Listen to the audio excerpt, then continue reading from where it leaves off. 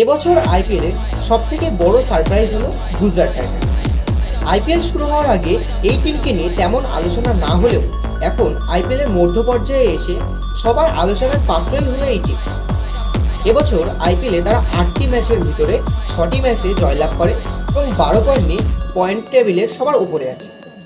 কিন্তু সারপ্রাইজ করার মতন ব্যাপার হলো এই টিমের টপ অর্ডার ব্যাটসম্যান এবং এই টিমের বোলিং সাইড। পার্পেল ক্যাপের রেসে প্রথম 6টি বলারের ভিতরে 3টে বলারই এই টিমের বলার, যেখানে 14টা উইকেট নিয়ে সবার উপরে আছে প্রসিদ্ধ কৃষ্ণা এবং 12টি উইকেট নিয়ে 4 ও 6 নম্বরে আছে সাই কিশোর ও মোহাম্মদ সিরাজ। আর যদি এই টিমের ব্যাটিং সাইড নিয়ে কথা বলা হয় তো সেখানে 80% জায়গা নিয়েই আছে এই টিমের টপ অর্ডার ব্যাটসম্যান।